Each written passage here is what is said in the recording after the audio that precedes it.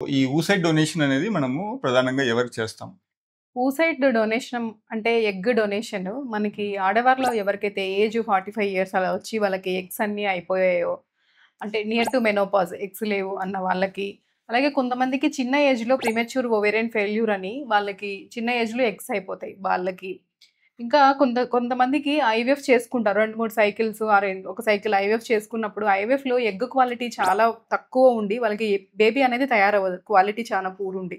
So, వాళ్ళకి ఇంకా severe endometriosis ఉండి, చాక్లెట్ సిస్ట్ అట్లేమో ఉండి అండాశయాలు తొలగించుంటారు. లేదా ఇంకేమైనా ప్రాబ్లమ్ వల్ల అండాశయాలు తొలగించడం వల్ల ఎగ్ రిజర్వ్ అనేది చాలా తక్కువ ఉంటదనమాట.